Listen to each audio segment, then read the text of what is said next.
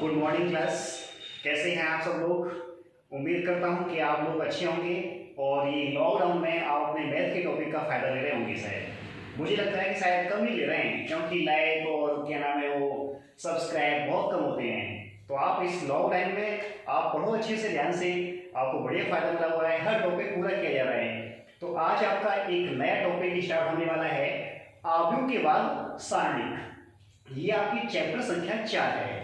Chapter संख्या कितनी है आपकी? 4। और एग्जाम में ये 3 नंबर का मार्क्स कितने इसके? 3 नंबर का। और सेक्शन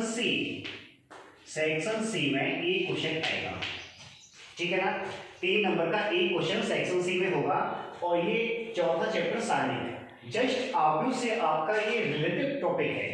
तो सबसे पहले हम एक बार को आव्यूह में जाएं। तो आव्यूह को हमने देखा था कि इसमें आपने 2/2 के आव्यूह लिए, 3/3 के लिए, 1/3, 3/1, किसी भी प्रकार का लिया, मतलब हर प्रकार की कोटि का हम आव्यूह ले सकते हैं।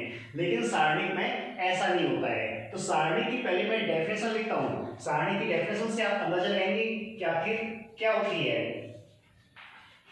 परिभाषा। ध्यान से देखना, परिभाषा में किस बिंदु का इस्तेमाल कर रहा हूं मैं। एक वर्ग आव्यूह के संख्यात्मक मान को सारणिक कहते हैं।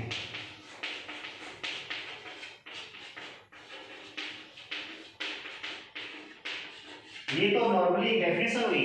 ध्यान से देखो क्या लिखा मैंने, एक वर्ग आव्यूह, अर्थात कहने का मतलब ये हुआ कि हमें कोई और आव्यूह का इस्तेमाल नहीं करना है सारणिक में, सिर्फ और सिर्फ वर्ग आव्यूह आपका होना चाहिए। तो एक वर्ग आव्यूह के संख्यात्मक मान को सारणिक कहते हैं। देखो और किस तरह से डिफाइन कर सकते हैं इसे। मान लीजिए आपके पास लेट मतलब माना कि एक आव्यूह ए आई जे n कोटि का है। n कोटि कह लो या n क्रम कह लो, ठीक है ना?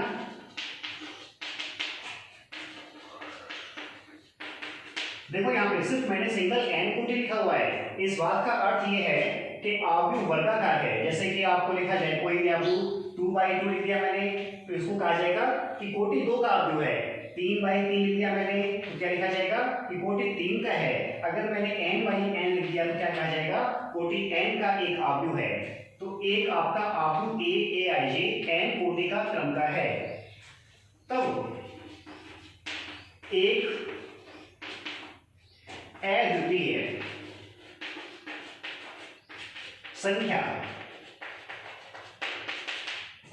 संख्या जिसको हम यूनिक नंबर भी कहेंगे। यूनिक नंबर किसकी? ए आई जे। ये अद्वितीय संख्या क्या होगी? ए आई जे। और ये मैंने डेट लगाया है जिसको हम सारणिक कहते हैं। याद रखना, यहां पे से आप मॉडुलस यानी कि मापांक ना समझें। ये क्या है? यहाँ पे डेट है। तो एक यूनिक नंबर ए आई जे आव्यूह ए की सारणिक होती है।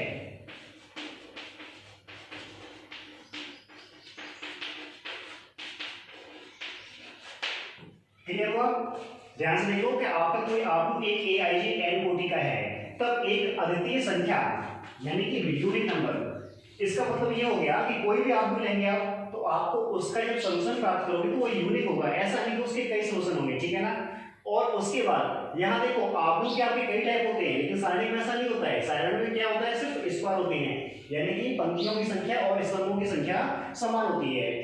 तो एक यूनिक नंबर जिसको हम क्या कहेंगे? ए आई जे। और ए आई जे का क्या लिखा है? ये डेट लिखा है। आव्यूह ए की सारणिक होती है। अब देखो और अच्छे से ध्यान से देखो, इसमें और क्या क्या पॉइंट आने वाले हैं आपके। मान लीजिए आपने कोई आव्यूह लिया, संख्यात्मक उदाहरण लेता हूं मैं 1 2 3 4। मैं यहाँ पे बात कर रहा हूँ क्या, शब्दों को ध्यान सुनना कि माना कि मैंने एक आव्यूह लिया है ए, आव्यूह को आप पता है कि ए स्क्वायर ब्रैकेट के अंदर बंद करते हो, ठीक है ना। तो 1 2 3 4 ले लिया मैंने। अब इसका सारणिक मान जो लिखा जाएगा वो डेट ए होगा। क्या लिखा जाएगा, इस तरह से बनाएंगे 1 2 3 4। सारणी के लिए आप या तो इस तरह का सिंबल बनाएंगे, ठीक है ना। और दूसरा कि इसको हम किससे डिनोट कर सकते हैं, यदि कोई आव्यूह ए है तो इसको हम डेट ए या फिर डेट ए या फिर डेल्टा ऑफ ए इन से व्यक्त करेंगे। किससे करेंगे, इन से व्यक्त। क्या, यदि कोई आपको आव्यूह ए दिया हुआ है तो उसको हम डेट ए या फिर डेट ए या फिर डेल्टा ए, याद रखिए यहाँ पे क्या बोलोगे, डेट। डेट का यहाँ पे डिटरमिनेंट से है, लिखा हुआ है मैंने डिटरमिनेंट्स, इसका मतलब क्या है, सारणी। क्लियर हुआ। अब आप देखिए मैं कुछ पॉइंट दे सकता हूँ इसमें। नंबर 1, आपको डेफिनेशन क्लियर होगी कि कोई आपका एक स्क्वायर आव्यूह हो तो उसका सारणिक मान निकलेगा खाली, ठीक है ना। 2/3 या 3/2, 1/3 या 3/1, इसके हम सारणिक मान सॉल्व नहीं कर सकते हैं। तो एक वर्ग आव्यूह का संख्यात्मक मान सारणी कहलाता है। डेफिनेशन लिखी है मैंने और आप उसको लिख लेना, ठीक है। अब आप देखो हमेशा याद रखिए सारणिक में पंक्ति और स्तंभ की संख्या समान होती है। भाई समान होती है तभी तो स्क्वायर होता है वो, अन्यथा स्क्वायर नहीं होगा। क्लियर है ना। मतलब 3 पंक्तियां होंगी, 3 कॉलम होंगे। जैसे कि मैंने लिखा कि एक कोई आपके पास एक आव्यूह लिखा मैंने A11 A12 A13 A21 A22 A23 A31 A32 A33। कितने बाई कितने का है, 3 रो है इसकी और 3 ही इसके कॉलम है, तो 3/3 का है। याद रखिए कि हमें आव्यूह में ज्यादा आवश्यकता नहीं पड़ी है, लेकिन अब यहाँ पे हमें आवश्यकता पड़ेगी R1 R2 और R3, C1 C2 और C3। मतलब R1 R2 R3 C1 C2 C3 symbol दर्शाए हैं, पहली पंक्ति, दूसरी पंक्ति, तीसरी पंक्ति, और पहला स्तंभ, दूसरा स्तंभ और तीसरा स्तंभ। क्योंकि अब आपको सारणिक में R और C की संक्रियाएं यूज करनी होंगी। जब हम इसके सारणी के गुणधर्म पढ़ेंगे ना तो वहां पे हमें इसकी संक्रियाएं यूज करनी होगी। तो आपको आप ध्यान रखना है क्या कि हमें R1 R2 R3 ये रो फर्स्ट है, ये रो सेकंड, ये रो थर्ड, ये column first, column second, column third. ये तो आप भी लिखा है मैंने, बात किसकी कर रहे हैं हम, सारणी की। तो इसका डेट कैसे लिखोगे, A11 A12 A13 A21 A22 A23 A31 A32 A33। तो ये तो इसका आव्यूह है, तो आव्यूह का ये मान क्या है, सारणिक है, डेट ए है। इसको डेट ए लिख दो या फिर डेट ए ऐसे लिख सकते हो, ठीक है। हम आपका ये वाला सिंबल यूज करेंगे क्योंकि आपकी आरबीएससी में इसी सिंबल का यूज किया गया है, इसका नहीं किया गया है और ना ही इसका यूज किया गया है। किसी एक आध क्वेश्चन में इनका यूज किया गया, बाकी क्वेश्चन में यूज नहीं किया गया है, ठीक है। अब आपका नेक्स्ट पॉइंट है सारणिक का मान। मैं आपके देखो आपके सभी पॉइंट क्रमवार लिख रहा हूं, आप इसको फेयर कर लेना, ठीक है ना। आपको वो नहीं है कि हाँ कैसे लिखा जाए, आपको बिल्कुल फेयर कर रहा हूं, आप स्क्रीनशॉट लेते हुए फेयर करते चले जाना, ठीक है। आगे देखिए सारणी के मान, आप इसमें नंबर एक कोटि का हम बात करेंगे। इसकी पहले एक कोटि के सारणी के मान की, एक कोटि के सारणी के मान की। मान लीजिए आपको एक आव्यूह मैंने दिया 5 एलिमेंट भर दिया खाली। अब देखो इसकी एक कोटि 1/1 का है, तो आपको इसका सारणिक मान निकालना होगा। तो det A equal to det 5 लिखा और इसकी वैल्यू 5 रहेगी, ठीक है। मॉडुलस मत समझना इसको, डेट 5 है। यदि मान लीजिए कहीं पे भी ऐसे दिया है a इक्वल टू -5, तो हम इसका डेट ए लिखेंगे। तो -5 और इसकी वैल्यू कितनी रहेगी, -5 रहेगी। अब तो क्लियर हो जाना चाहिए शायद। बात की मैंने एक कोटि की। दूसरा पॉइंट, दो कोटि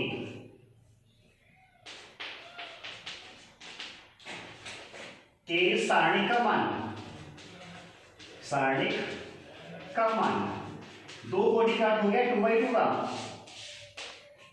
आपने ए लिया 1 2 2 3, ऐसा कह सकते हैं आप एलिमेंट, ठीक है। तब डेट ए इक्वल टू लिखा जाएगा 1 2 2 3।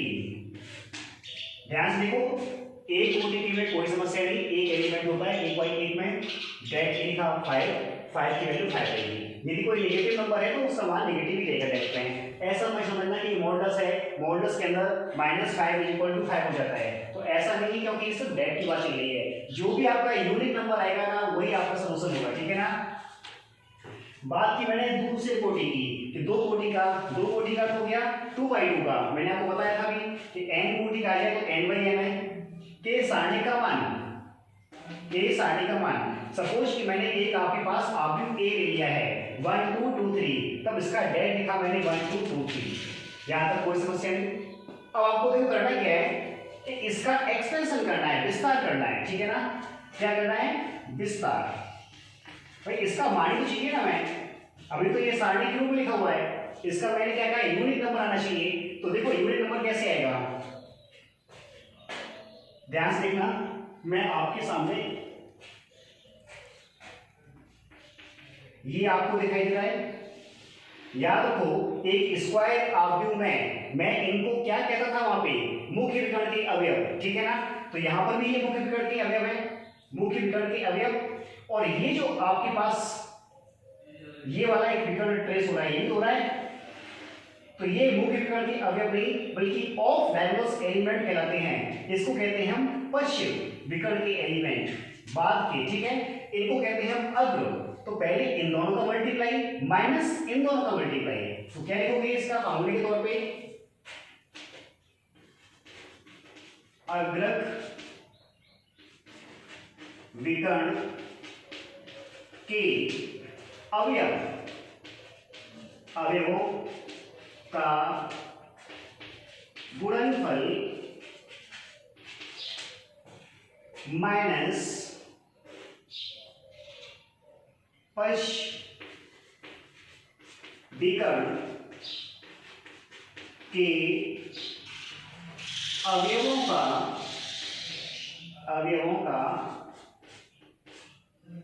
गुणनफल, ठीक है। ये होगा इसका डेट ए। अब देखो 3 का 1 से मल्टीप्लाई कितना हो गया आपके पास, 3 हो गया, माइनस 2 का 2 से मल्टीप्लाई कितना हो गया, 4 हो गया। सब्ट्रैक्ट किया तो कितना आया, -1। ये इसका आंसर हुआ, ठीक है। अगर ये हिंदी में थोड़ा सा अजीब लगता हो ना, अग्रक विकर्ण के अवयवों का गुणनफल और माइनस पश्च, तो आप ऐसा लिख सकते हो, प्रोडक्ट ऑफ कौन से, diagonal elements minus product of diagonal elements. इनको क्या कहेंगे, फिर से देखो यहां पे देता हूं मैं, प्रोडक्ट ऑफ डायगोनल समझिए ना, डायगोनल एलिमेंट्स लिखा हुआ है, minus product of diagonal elements, ध्यान दें, ऑफ डायगोनल एलिमेंट्स, ठीक है ना। इसको हम बोलते हैं अग्र और इसको बोलते हैं पश्च। क्लियर हुआ। अब देखो 2/2 का हम एक दो एग्जांपल और लेते हैं कि आपको मान लीजिए कोई आव्यूह ए दिया है 1 5 6 -7, आपसे कहा है कि इसका सारणिक मान ज्ञात कीजिए, तो आपको डेट ए फाइंड करना है। तो डेट ए क्या लिखोगे आप, डेट 1 5 6 -7, डेट है, ब्रैकेट में लगा देना, ठीक है। अब देखो वही बात है कि इसका इससे मल्टीप्लाई कीजिए, तो 1 का -7 से -7 हुआ, माइनस बीच में आएगा, और 5 का 6 से किया तो 30 हुआ। अब आप देखो दोनों आपके नेगेटिव नंबर है तो कितना आ गया -37। तो मैंने ये एग्जांपल इसलिए लिया कि आपको क्लियर हो जाए कि डेट का मान नेगेटिव होता है, ये मॉडुलस नहीं है, ठीक है ना। इस हिसाब से मैंने ऐसा नंबर लिया है। अब आप देखिए अन्य एग्जांपल और देखिए, ध्यान से देखिए एग्जांपल को, बहुत काम के एग्जांपल ही। जैसे मैंने लिखा आपके सामने ए, कोई आउटपुट ए है, लिख दिया 4 यहाँ पे दिया 2, यहाँ पे दिया 2 1, ठीक है। इस एग्जांपल को भी ध्यान में रखना, अभी कुछ बात आएगी और इस एग्जांपल को भी ध्यान में रखिए। अब इसका डेट निकालता हूं मैं, डेट समझ गए ना, सारणिक मान। अब मैं बार बार सारणिक नहीं लूंगा, डेट होगा इसके स्थान पे, तो क्या लिखा जाएगा 4 2 2 1। अब इसको सॉल्व करोगे तो 4 -2 × 2 4 इक्वल टू क्या आ गया 0 आ गया। तो इस एग्जांपल में डेट ए का मान 0 आ गया और इस एग्जांपल में डेट ए का मान -37 आया और ये नॉट इक्वल 0 है। यहां से कोई बात मिलने वाली है मैं, ठीक है। आपको ध्यान होगा कि आपने आर्ग्यू में मैंने आपको 2 पॉइंट बताए थे और वो नोट से बताए थे मैंने, शायद बोर्ड बताना भूल गया मैं। तो यहां देखिए, यदि किसी आर्ग्यू का सारणिक मान अशून्य हो, नॉन ये आपका 0 नंबर है और ये एक डेड आर्ग्यू है, उसका सारणिक मान 0 है। जब ये सारणिक मान 0 हो और ये 0 ना हो तो इस अवस्था में इसको तो कहते हैं नॉन सिंगुलर मैट्रिक्स, ठीक है। हिंदी में बोले तो इसे बोलेंगे व्युत्क्रमणीय आव्यूह। और जहां डेट ए का मान 0 आ जाए तो इसको तो व्युत्क्रमणीय कहा और इसको कहेंगे अव्युत्क्रमणीय। अव्युत्क्रमणीय आव्यूह, इसको बोला मैंने नॉन सिंगुलर, तो इसको बोलेंगे सिंगुलर, सिंगुलर मैट्रिक्स। तो ये आपके 2 पॉइंट हो गए कि अगर आपसे मान लीजिए ये सिंगुलर मैट्रिक्स की डेफिनेशन पूछ ली जाए या अव्युत्क्रमणीय आव्यूह किसे कहते हैं, एक ऐसा आव्यूह जिसका सारणिक मान 0 हो तो उसे हम कहेंगे अव्युत्क्रमणीय आव्यूह, ठीक है ना। और जिसका सारणिक मान 0 ना हो अर्थात det A not equal to 0 तो वो क्या कहलाएगा, नॉन सिंगुलर मैट्रिक्स या फिर व्युत्क्रमणीय आव्यूह। क्लियर हुआ।